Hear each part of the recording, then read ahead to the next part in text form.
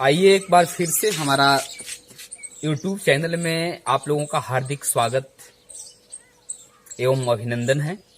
मैं चाहूंगा कि सभी विद्यार्थी अब बेसिक कॉन्सेप्ट के बाद क्लास 9 के जो विद्यार्थी हैं वो प्रश्नावली 1.1 को देख लेते हैं। हम लोग प्रश्नावली 1.1 में यही क्वेश्चन है, जितना भी हम लोग डिफिनीशन पढ़े हैं ना, उस डिफिनीशन के आधार पर ही प्रश्नावली बनी हुई। जैसे आपको क्वेश्चन दिया हुआ है, क्वेश्चन नंबर 1 जो है वो कह रहा है कि क्या शून्य एक परिमेय संख्या है? क्या इसे आप P बटा Q के रूप में लिख सकते हैं, जहां P और Q एक पूर्णांक हो, जहां Q इक्वल नॉट टू 0 हो। आइए ना, हमको कहना है कि क्या जो 0 है वो परिमेय संख्या है, तो मेरा जवाब होगा कि हाँ। अब हमको बताना है कारण, कैसे ये परिमेय संख्या है उसको समझ लीजिए। आप लोग परिमेय संख्या के लिए क्या जानते हो? वैसी संख्या जो P बटा Q के रूप में हो और P और Q पूर्णांक हो, जहां Q का वैल्यू 0 नहीं हो। तो बताओ ना कि 0 के नीचे हम एक लगा सकते हैं क्या? और बताइए कि ये P का वैल्यू नहीं हो गया और ये Q का वैल्यू नहीं हो गया, और P और Q जो है, माने P का वैल्यू कितना 0 और Q का वैल्यू क्या है 1। तो ये 0 और जो 1 है, एक ये पूर्णांक है कि नहीं है? पूर्णांक है ना जी। और परिभाषा में भी क्या कहता है कि P और Q एक पूर्णांक हो, और साथ में भी कहता है कि Q का वैल्यू 0 नहीं हो। देखिए Q का वैल्यू 0 नहीं, Q का वैल्यू 1 है। तो फाइनली हम यही कहेंगे कि जो 0 है क्या है? एक परिमेय संख्या है, इसमें कोई संदेह नहीं है। हो गया, आप लोगों का आंसर हो गया, कोई दिक्कत? दूसरा क्वेश्चन है कि 3 और 4 के बीच में 6 परिमेय संख्या ज्ञात कीजिए। अच्छा ये बताइए कि आपके पास कोई प्राकृत संख्या है, प्राकृत संख्या मान लीजिए कि है 4 और 6, और बताइए कि 4 और 6 के बीच में कितनी संख्याएं हो जाएंगी? तो 5 हो जाएंगी ना। उसी तरह से आपको बताना है कि 3 और 4 के बीच में कितनी परिमेय संख्याएं। ध्यान दीजिए, ये प्राकृत है। आइए आप लोगों का क्या पूछ रहा है? परिमेय पूछ रहा है। तो 3 के ठीक आगे हम लोग को 4 आ जाएगा, अब तो कुछ है नहीं। लेकिन अगर हम लोग परिमेय संख्या पता करेंगे तो ये आसानी से हम लोग ज्ञात कर सकते हैं, क्योंकि किसी भी संख्या के बीच में परिमेय संख्या और अपरिमेय संख्याएं अनंत होती हैं। ये अपरिमित रूप से परिमेय और अपरिमेय क्या होती हैं? अनंत होती हैं। तो आइए इसको जरा सा हम देखते हैं कि ज्ञात कैसे करेंगे। इसके विधि को हम लोग पहले समझ लेते हैं, इसको हल कैसे किया जाएगा। दिया है कि 3 और 4। आप क्या कीजिए कि सबसे पहले आप ऐसा कोई भिन्न संख्या बनाइए या परिमेय संख्या बनाइए जिसको कटने के बाद में वह आप लोगों को 3 आए। तो मुझे लगता है कि अगर मैं 21 में भाग दे दूं 7 से, ठीक है, और फिर मैं 28 में भाग दे दूं 7 से, तो 17 का 21 और 7 का 28। जरूरी नहीं है कि आप ही लीजिएगा। मान लो कि मैं 9/3 ले लिया, ये भी हो सकता है, कोई दिक्कत नहीं है। 12 हम कर सकते हैं 3 भी हो सकता है। आप लोग कुछ भी ले लीजिएगा, लेकिन कटने के बाद में इसका मान बदलना मतलब सेम आना चाहिए। और बताइए कि 3 और 4 के बीच में कोई संख्या नहीं था, लेकिन अब बताइए कि सबसे पहले इसको हम लोग करेंगे क्या कि इसका हर को देखेंगे। हर दोनों का बराबर हो गया है ना, ठीक है। अब हर बराबर हो गया तो अब देखिए कि अंश में आपको दोनों के बीच में आपको संख्याएं लिख देना। जैसे मान लीजिए 21 के आगे क्या होगा? 22 बटे में 7 कर लीजिए, 23 बटे में 7 कर लीजिए, 24 बटे 7 कर लीजिए, 25 बटे 7 कर लीजिए, 26 बटे 7 कर लीजिए। उसके बाद में क्या है? 27 बटे 7 कर लीजिए। आपसे कितना पूछा हुआ है?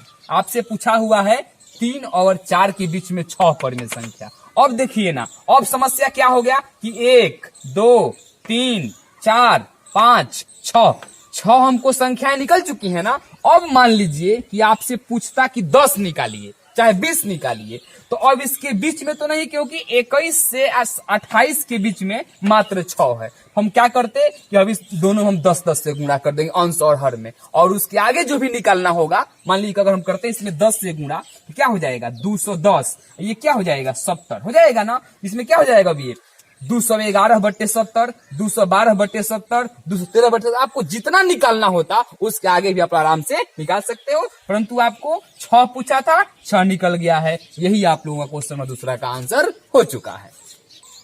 आइए देखते हैं हम लोग क्वेश्चन नंबर 3 को।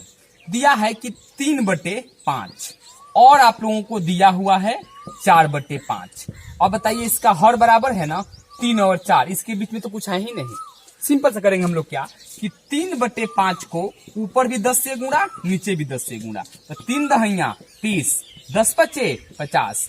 अब ऐसे निकाल लेंगे हम लोग 4/5 को, ऊपर भी 10 से, नीचे भी 10 से, तो 10 चौके 40 और 10 पचे 50। देखिए दोनों का जो हर है बराबर हो चुका है, तो इसमें से जो छोटी संख्या है उसके आगे आपको जितना कह रहा है आप लिख लीजिए। जैसे मान लीजिए कि हमारे पास 30/40 है, सॉरी 50 है, उसके बाद में जो है वो क्या है, और हमारे पास बन गया है कितना 40/50। तो अब दोनों का हर बराबर है ना, तो अब दोनों के बीच में देखिए कि हमारा क्या है, तो 30 के आगे क्या होगा 31, 32, 33, 34, 35, 36, 37, 38, 39, 40 नहीं, क्योंकि 40 यहाँ आपको दिखाई दे रहा है। इसमें से आप कोई जितना भी लिखना होगा, 5 पूछा है ना, आप कोई भी 5 लिख दीजिए। हाँ, हो जाएगा कि 31/50, उसका हो जाएगा 32/50, उसका 33/50, 34/50 और 35/50। 1, 2, 3, 4, 5, ये आप लोगों का आंसर आना चाहिए। हाँ, क्यों ध्यान दीजिएगा, इसमें क्या होगा कि आप आंसर मिलाने के लिए जाइएगा तो इसका आंसर बदल भी सकता है, क्योंकि किसी भी दो परिमेय संख्या के बीच में अनेक और अनगिनत ये परिमेय संख्या होती हैं। तो हो सकता है कि जो हम लोग परिमेय संख्या निकाले हैं वो न दे करके वो कोई दूसरा दिया होगा, तो इससे आपको घबराने की जरूरत नहीं है। इसका उत्तर किताब से भिन्न भी हो सकता है। अब देखते हैं हम लोग नेक्स्ट क्वेश्चन को। आइए क्वेश्चन नंबर 4, और इस प्रश्नावली का अंतिम क्वेश्चन है ये। इसमें 3 बात पूछा हुआ है। इसमें पूछा है 4 नंबर पहले ये कहा है कि आपको बताना है सत्य और असत्य, सही है कि गलत है, और सही है तो क्यों सही है और गलत है तो क्यों गलत है। बहुत सिंपल सा बात आपको पूछा हुआ है। ये कह रहा है क्या कि ये बताओ कि प्रत्येक प्राकृत संख्या पूर्ण संख्या होती है कि नहीं होती है। आप ही बताओ, पहला क्वेश्चन में बात कर रहा हूं, बताइए कि प्राकृत संख्या की शुरुआत कहां से होती है। सिंपल सी बात है कि आप कहेंगे गिनती की संख्या को प्राकृत संख्या कहते हैं, ठीक है ना। और कह रहा है कि प्राकृत संख्या पूर्ण संख्या होती है कि नहीं। और बताइए कि पूर्ण संख्या का शुरुआत कहां से, 0, 1, 2, 3, 4।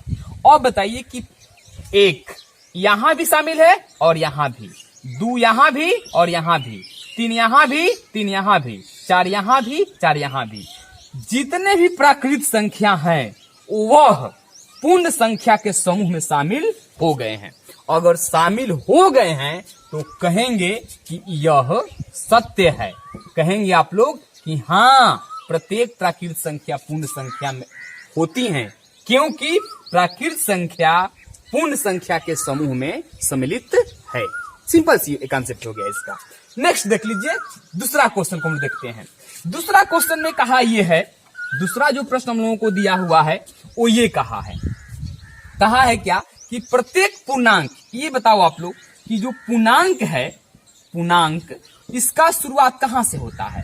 पूर्णांक जो है पूर्ण संख्या में अगर ऋणात्मक चिन्ह को हम लगा देंगे, ऋणात्मक संख्या को ऐड कर देंगे तो क्या बन जाएगा, पूर्णांक बन जाएगा। यानी कि 0, 1, 2, 3, 4, -1, -2, -3, -4, ये हमारे पास पूर्णांक है। अब कह रहा है कि ये सभी के सभी पूर्ण संख्या हैं। आए विद्यार्थी, पूर्ण संख्या कहां से, 0, 1, 2, 3, 4। देखिए 0 तो 0 के साथ है, 1 भी मिल गया, ये भी मिल गया, ये भी मिल गया, ये भी मिल गया, ये भी मिल गया एंड ये भी मिल गया। लेकिन ये जो ऋणात्मक संख्या है इसमें कहां मिल रही है, नहीं मिल रही है जी, नहीं मिल रही है। इसका मतलब कि प्रत्येक पूर्णांक एक पूर्ण संख्या नहीं होता है। इसका जो जवाब होगा वो क्या हो जाएगा, असत्य हो जाएगा। अब कारण आप लोग लिखेंगे क्या कि पूर्णांक संख्या जो है पूर्ण संख्या के समूह में सम्मिलित नहीं है। सिंपल से इसका कारण ये हो जाएगा। और मैं चलता हूं क्वेश्चन नंबर कितना पर, तीसरे नंबर पर आकर देख लीजिए। तीसरा प्रश्न कह रहा है आप लोगों से, उसको भी देख लीजिए। तीसरा नंबर पर क्या कहा गया है? तीसरा, प्रत्येक परिमेय संख्या। अब आप लोग बताओ कि परिमेय संख्या किसे कहते हैं जिसको P बटा Q के रूप में लिखा जा सके। तो क्या 0 भी होगा, 1 भी होगा, 1/2 भी होगा, 1/3 भी होगा, आदि बहुत कुछ हो सकते हैं। पूर्ण संख्या, अच्छा ये बताइए कि पूर्ण संख्या का शुरुआत कहां से होगा भाई? तो 0, 1, 2 ऐसे हो जाएगा, होगा ना। अब देखिए परिमेय संख्या 0, तो 0 यहां भी शामिल है, 1 यहां भी शामिल है, लेकिन 1/2 इसमें कहीं सम्मिलित है नहीं ना। इसका मतलब कि परिमेय संख्या जो है पूर्ण संख्या के समूह में सम्मिलित नहीं है। इसका मतलब कि प्रत्येक परिमेय संख्या एक पूर्ण संख्या नहीं होती है। ये जो यहाँ लिखा हुआ है वो गलत लिखा है, यानी कि वह असत्य होगा। आप लोग कारण में क्या करेंगे कि लिख दीजिएगा कि परिमेय संख्या, प्रत्येक परिमेय संख्या पूर्ण संख्या के समूह में शामिल नहीं होता है। इस प्रकार से क्या है कि प्रश्नावली 1.1 में मात्र 4 क्वेश्चन थे, चारों क्वेश्चन समाप्त हो गए। आप लोग वीडियो को बार बार स्किप करके देखिएगा। अगर फिर भी दिक्कत हो रहा है तो जो आप लोगों का कमेंट सेक्शन है वहां जरूर कमेंट्स करके बताइएगा। उस आपको मैं सोल्यूशन PDF के रूप में उपलब्ध करा दूंगा। इसके लिए आप निश्चिंत रहिए। तब तक आप अपना ख्याल रखिए। एक लॉकडाउन की पीरियड में आप अपने सिलेबस को आगे तरफ बढ़ाते रहिए। इस चैनल को अपने दोस्तों मित्रों के बीच में शेयर एंड सब्सक्राइब करते रहिए। तब तक मैं अगले दिन मिलता हूं। Bye bye.